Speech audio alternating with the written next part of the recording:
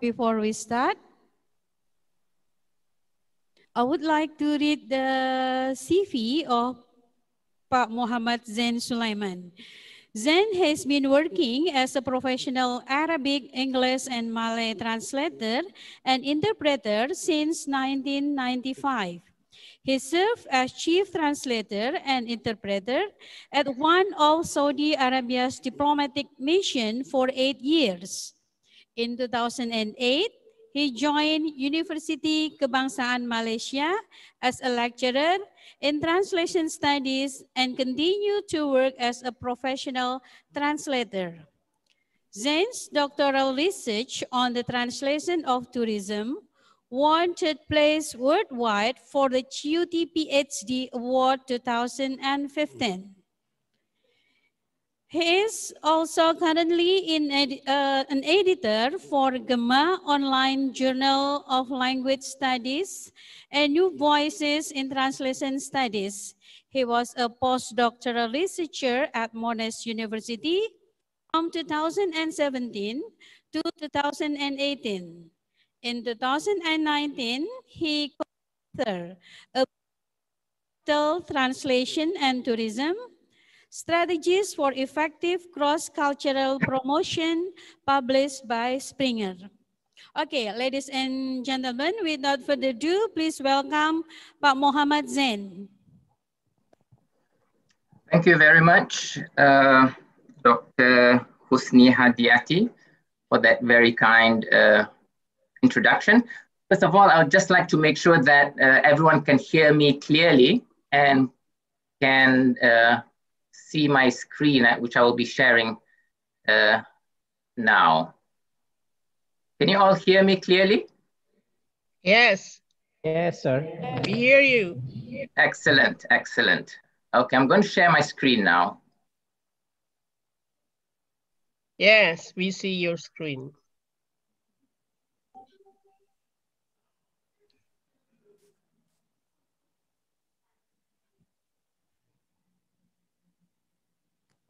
Okay, we can see your screen clearly.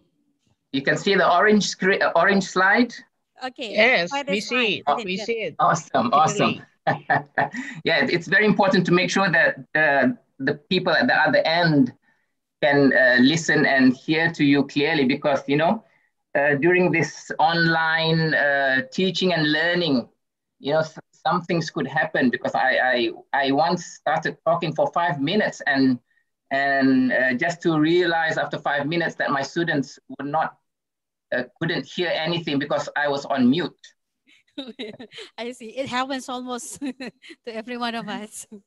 Yeah. Okay, please. All right. Yes, last night when before I went to bed, I was pretty convinced that Indonesia was 1 hour ahead of Malaysia. I mean, I was aware of the 1 hour time difference, but I always thought that Indonesia was 1 hour ahead, because if you look at the map, Indonesia is just below Malaysia and towards the Jakarta, yeah? Just below Malaysia towards the east. So it makes a lot of sense that Indonesia is 1 hour ahead. But when I woke up this morning, so I made sure that I would wake up early, because Indonesia is 1 hour. I thought Indonesia was 1 hour earlier, but when I woke up this morning, I discovered that you're actually 1 hour behind us. So that's good. That's good anyway. It gave me more time to make sure that I had my internet and system running. Okay. The topic of my presentation today, as you can see on the slide, is the global pandemic of mistranslations, calling for superheroes. And in this paper, I am borrowing the concept of superhero to reflect the urgent need for forces that would help a current language crisis, which I call the global pandemic of mistranslation. This is an overview of the main points that I will be covering in my presentation this morning.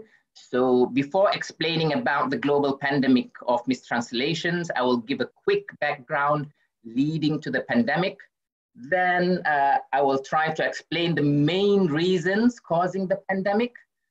I will then give an actual example of the problem by describing the situation in Malaysia, a country that I'm familiar with. And at the end of my presentation, I will end my presentation with a call for superheroes to assist in addressing the problem that I will be discussing in the presentation. Okay. The world we live in today is quite different from 30, 40 years ago. Yeah, we live in a world of fast food, express delivery, super speed broadband. Yeah, and everything has to be fast. Everything must be done at high speed. I mean, 30 years ago, we didn't need all this speed. I mean, we used to wait for our letters to arrive through airmail or through the sea mail patiently and with anticipation, sometimes for weeks and months, and it wasn't a problem. But things have changed. Things have changed a lot today.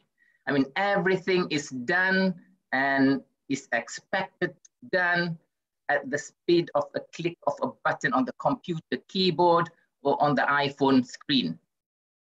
And this is what we call the era of information explosion.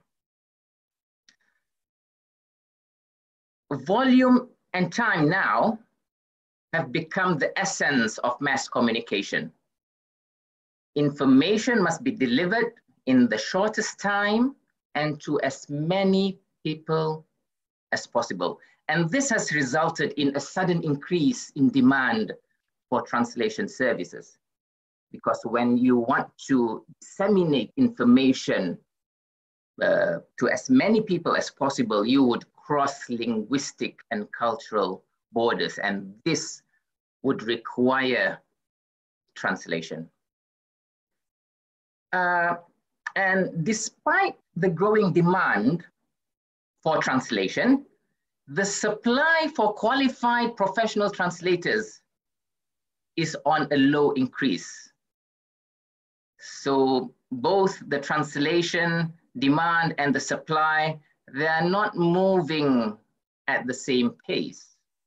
And as a result, there is a serious problem of supply and demand currently in the translation market. And to make things worse, there is a huge amount of pressure on translation service providers to deliver in record time. And at the same time, there is also a lot of pressure on translation service purchasers to purchase these services at minimal costs. So you want translation to be done at high speed, but at the same time, you want it to be done cheaply. And it's quite contradicting. So the combination of these two forces, I mean, when I say these two forces, I'm referring to the pressure on translation service providers to deliver in record time, and also the pressure on translation service purchasers to purchase at minimal cost. I mean, the combination of these two forces has resulted in the eruption of what I call the global pandemic of mistranslation. So the translation market now is one of chaos, disorder, and confusion. What was once a prestigious profession during the translation movement of the House of Wisdom back during the Abbasid period is currently being mocked by translation fails and blunders sweeping across the globe. I would like to give you some examples, just some few examples of mistranslations from around the world. If you look at the slide here, it's at an international airport in India. There's a sign there, a public signage issued by Airport Authority of India. So it's issued by an authority, and it says eating carpet is strictly prohibited. Okay, now I'm sure that what was meant is, dear passengers, please do not sit down on the floor and have a picnic. Okay, but the way it's being translated, and this is an official signage. Another example, this one is a packaging for a product which would be sold worldwide. Okay, so it's got the label in English and in Arabic. And for the English version, it says cream milk with coconut humans. And the problem was with the Arabic word bishr, which if it's pronounced with a kasrah, bishr, which is what it's supposed to mean, it means grated coconut. But when you put a fatha on the ba, bashar, it means human. So, you know, that just shows you the quality of translation that the industry is dealing with, and the type of translation practitioners that they are hiring to do their work, the translation work. Now, this is another sign on an outlet selling murdered chicken. And this one, you wouldn't want to go here because there's an execution in progress. Okay, so yeah, the Chinese text actually says work in progress. But when it's being translated as execution in progress, well, and here, I think this is from Italy. Okay, it's a parking sign, and just read the English translation there. In case of missed payment of tariff or expired parking, okay, for the transgression, not an English word, will give a sanction according to what prescribed by traffic law. Okay, that's quite evident, the mistranslations there. This is another interesting one. No littering violators will be fined. You will be fined if you litter. Well, we suppose what was meant is will be fined with a D. So a simple letter reversed the meaning of that sign. And here's another one. That's another one. That's quite funny, but I wouldn't have time to explain to you how that mistranslation happened. Beware of safety instead of danger. This one is in an international hotel, 5-star international hotel. At the buffet table, Paul is dead. And this is from Thailand. Please do not drop, well, your butt in the toilet bowl. I suppose what was meant, or what was being referred to, is cigarette butts.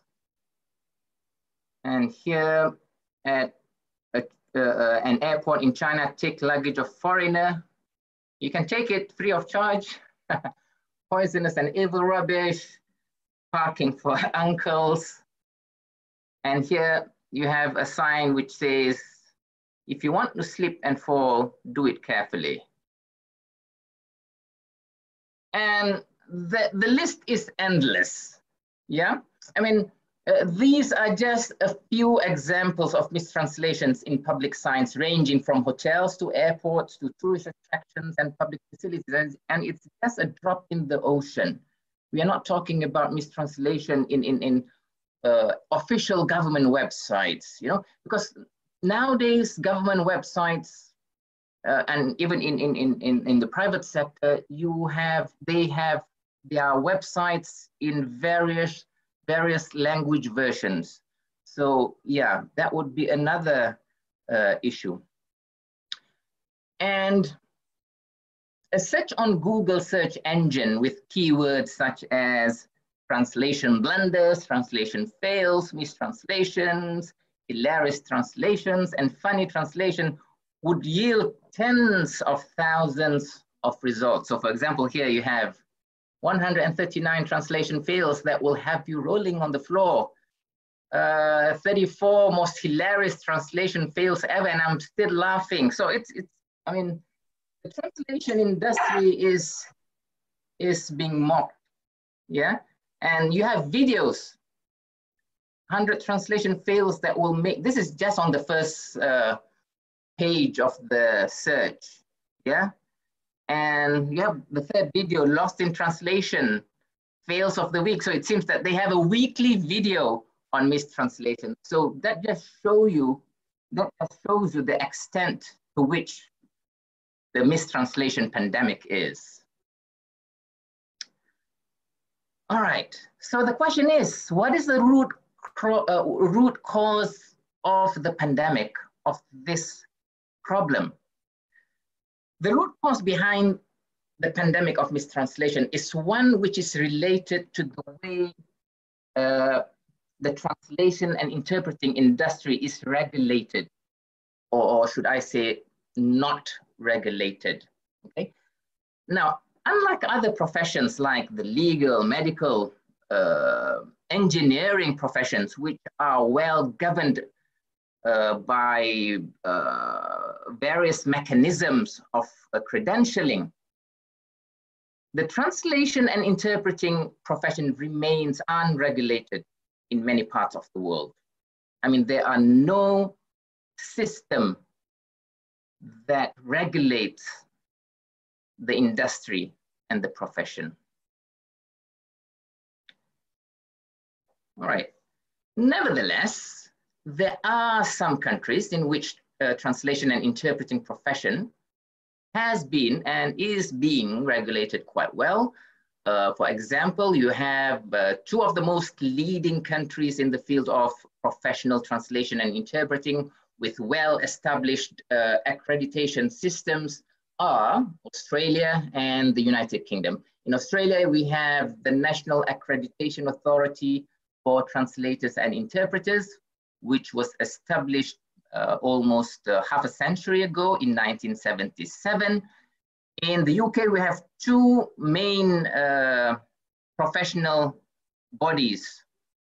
One is the Chartered Institute of Linguists, established in 1910, and we also have the Institute of Translation and Interpreting, which was established in 1986. In addition to Australia and the UK, of course, there are also several other countries, I think like US and also Canada and some European countries, which have established a credentialing or accreditation system to regulate the translation and interpreting industry. But in many parts of the world, in other parts of the world, this industry, this profession remains unregulated with no professional body, with no credentialing system to oversee translation and interpreting practices. Okay, I will give the story of the translation industry in Malaysia because I'm from Malaysia. I'm very familiar with the translation and interpreting landscape in Malaysia. In Malaysia, the translation sector is still unregulated, and there are so many issues related to quality, to translation quality and efficiency. Okay, and this is despite the fact that the translation industry has long established its presence in the country, with the establishment of the Translation Bureau in 1924, a very, very long time ago. And it was established to produce school textbooks, okay? And it involved translating textbooks from English into Malay for the development of the educational sector. And this was followed by the Institute of Language and Literature in 1956, followed by the establishment of the Malaysian Translators Association in 1978. Okay, many of you were not born then. And in 1993, we had a very specific institution focusing on translation, which is the Malaysian National Institute of Translation, which was later in 2011 renamed to the Malaysian Institute of Translation and Books.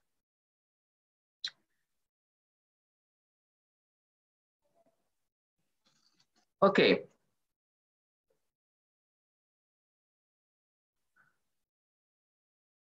1 minute.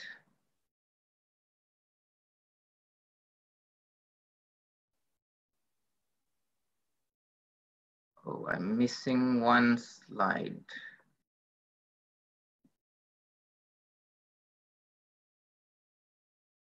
Okay.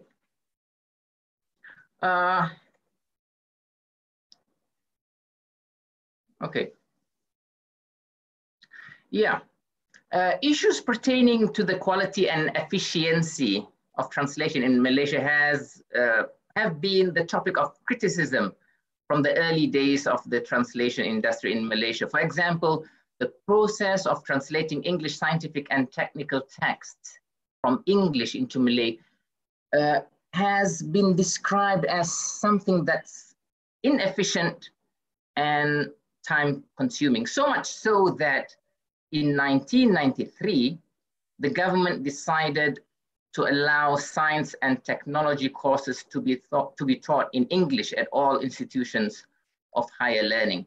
The reason being was that science textbooks in Malay are very limited, and those which were translated were sometimes not translated very well.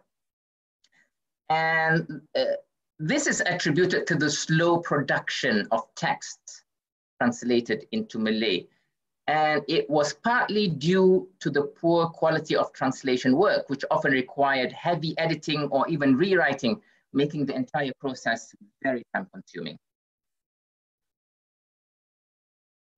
And 10 years earlier, in 1984, the problem was already highlighted in the International Conference on Translation, which was held in Kuala Lumpur. And it was stressed that the main factor contributing to the poor quality of translation is the lack of professional, government, and societal recognition. Okay, so that was the main problem causing the quality or affecting the quality and efficiency of translation.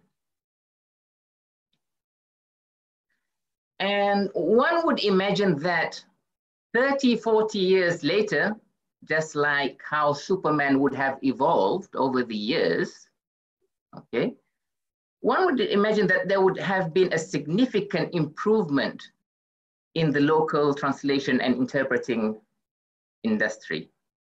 But the contrary is even more obviously true. Translation blunders are becoming more prevalent, especially that many now are relying on technology for translation solutions.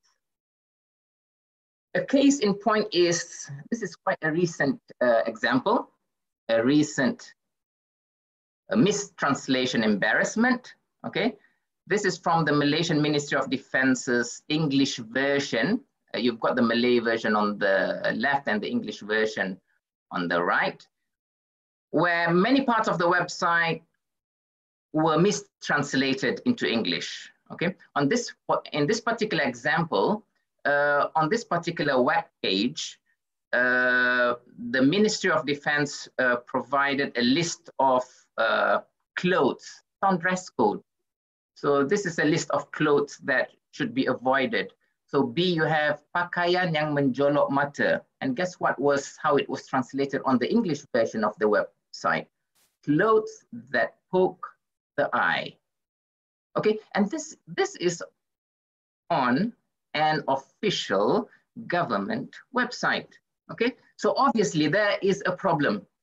There is a problem with the translation industry, with the translation profession.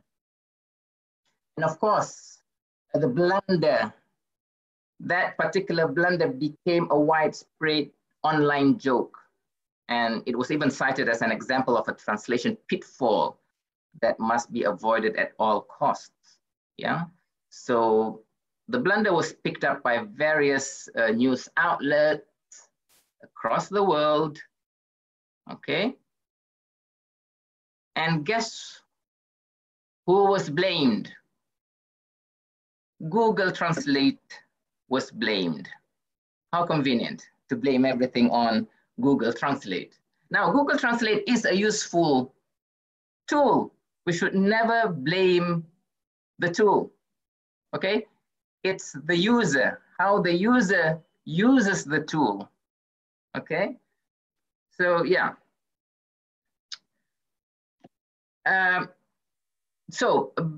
Coming back to the status of the translation and interpreting sector in Malaysia, many scholars have described the current situation, and I quote from one of the scholars of translation and interpreting in Malaysia, Zubaida Ibrahim. She said, unfortunately, language service providers here operate in a chaotic and unregulated market in which anyone who claims to be an interpreter or translator can set up as one, okay?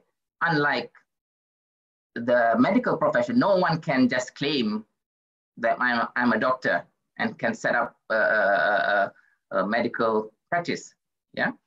Unlike the medical and legal fields, where entry, continued membership, and behavior of members are governed, language service providers lack such regulation.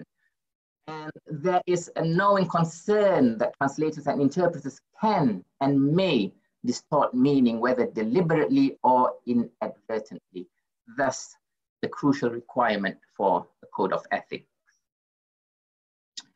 And Noraini Ibrahim, who investigated the scenario of interpreting in the Malaysian parliament, found that the interpreting profession in general faces many problems, including lack of regulation, inadequate training, easy admission into the profession, no professional association, no professional code of ethics, and lack of public education on what interpreting and interpreters really are.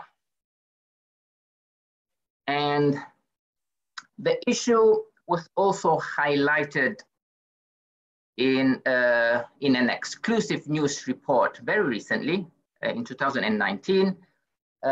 This news report quoted the Deputy President of the Malaysian Translators Association as saying, various models are being applied by translation associations around the world, and a model that is very appropriate in the Malaysian context ought to be developed. Nevertheless, we are still waiting and we are still grappling with problems involving malpractices and mistranslations. Despite the calls from the Malaysian translation community, despite the evidence from the translation and interpreting industries across the world on the importance of a credentialing system, we still do not have one. Okay, and this brings me to the superhero part. I mean, I have to include this superhero part in this presentation because it's a conference on superheroes. So, being stuck in a desperate cross-lingual crisis, it seems that Malaysia and other countries experiencing the same problem would need the help of superheroes who can save the translation industry, who can save the translation profession from further damage and help the profession regain its dignity and pride. Now, this is a real world translation problem faced by the society. It's a problem faced by the industry, by the profession, and it requires real, practical, and research-driven solutions.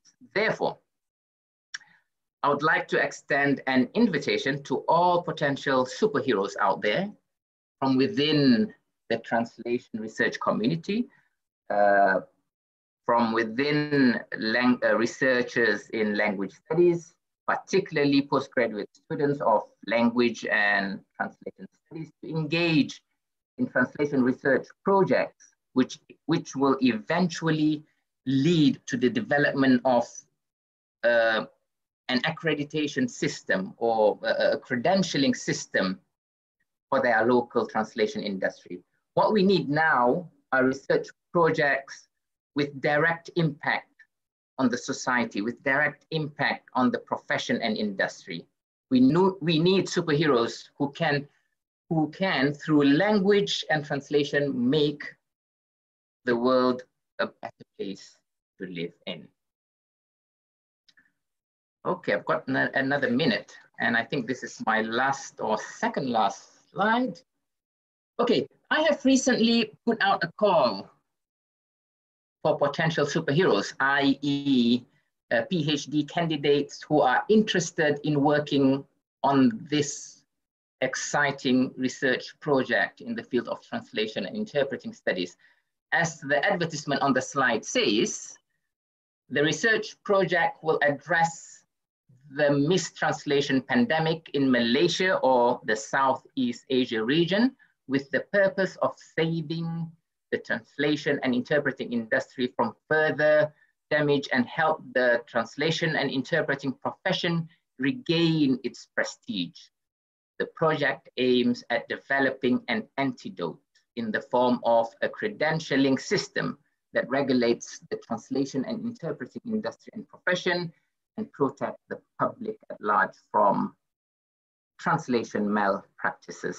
This is an advert that I put out a couple of weeks ago based on a grant that I received. The Malaysian government has provided me with a grant to come up with a solution to this translation problem. And I've already secured one PhD candidate. There's another place which is still open for grab.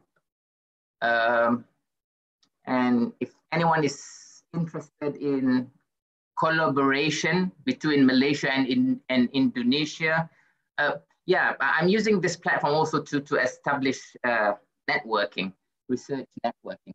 So yeah, if there are any proposal to collaborate, to have a collaboration between Indonesia and Malaysia in terms of establishing a feasible accreditation system in both countries, that's something that I would be interested in.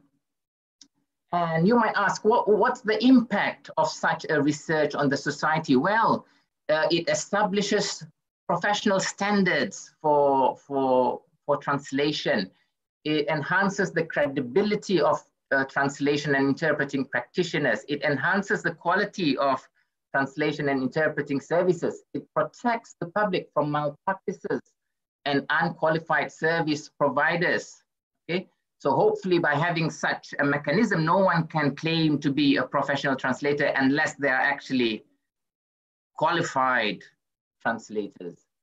And yeah, it will extend the shelf life of academic degrees to continuous professional development. Because when you have a mechanism like this in place, okay, your membership has to be renewed, okay, to make sure that you are practicing. Because if you are accredited, but after that you do not practice for 5 years, I mean, you might lose some of the skills. So by having such a mechanism, it will extend the shelf life of your academic degree, okay, that you got from your university days.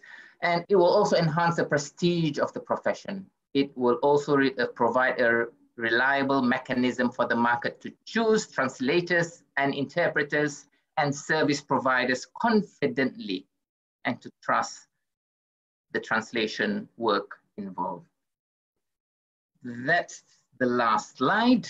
And thank you very much for listening. Thank you, Pak Zain, for the thoughtful presentation.